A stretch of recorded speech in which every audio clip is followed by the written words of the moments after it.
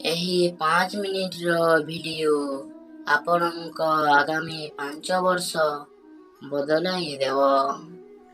ଈଶ୍ୱର ଅନ୍ୟକୁ କ'ଣ ଦେଇଛନ୍ତି, ଏହି କଥା ଦେଖି ମଣିଷ ସବୁବେଳେ ଈର୍ଷାରେ ଜଳୁଥାଏ।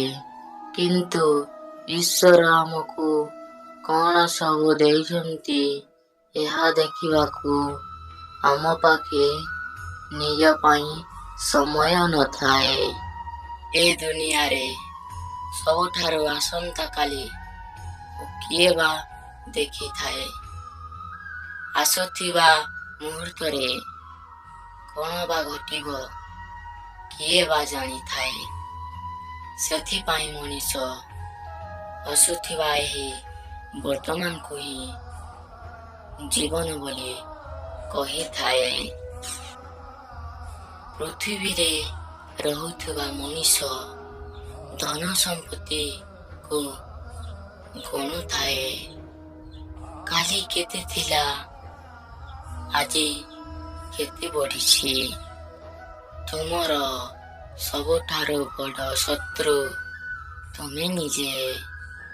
ନିଜର ଦୋଷ ଦେଖି ପାର ନାହିଁ। ଯିଏ ତାକୁ ଦେଖାଏ, ତୁମେ ତାକୁ ଶତ୍ରୁ ବୋଲି ଭାବିନିଅ। କୌଣସି ସାମାନ୍ୟ କଥାରେ ସଙ୍ଗେ ସଙ୍ଗେ ରାଗି ନ ଯାଇ ନିରପେକ୍ଷ ଭାବରେ ତାହା ବୁଝିବାକୁ ଚେଷ୍ଟା କରନ୍ତୁ। ପରେ ପ୍ରତିକ୍ରିୟା ପ୍ରକାଶ କରନ୍ତୁ।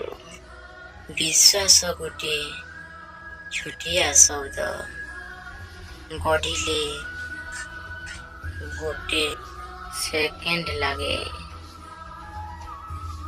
ଭାଙ୍ଗିଲେ ଗୋଟେ ମିନିଟ ଲାଗେ, ବୁଝିଲେ ଗୋଟେ ଦିନ ଲାଗେ।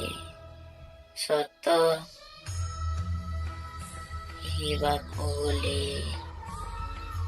ପ୍ରମାଣ କରିବାକୁ ପୁରା ଜୀବନ ପଡ଼ିଯାଏ। ଭଲ ଲୋକଙ୍କୁ ଭୁଲ ବୁଝୁଥିବା ମଣିଷ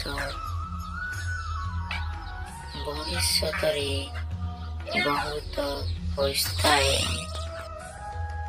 ଯେତେବେଳେ ଠିକ୍ ବୁଝିବା ଆରମ୍ଭ କରେ, ସେତେବେଳକୁ ସବୁ ସରିଯାଇଥାଏ। ମନର କଥା ମୋ ମନରେ ରହିଲା, କହିପାରିଲିନି। ଖୋଲି କହିଦେଲେ କାଲ କଥା ହେବ ନାହିଁ, ସେ କଥା ଭାବି ମୁଁ ମଲି। ଥ୍ୟାଙ୍କ୍ସ ଭିଡ଼ିଓ ଫୁଲ୍ ୱାଚିଂ। ପୁଣି ନେକ୍ସଟ ଭିଡ଼ିଓରେ ଦେଖା ହେବା।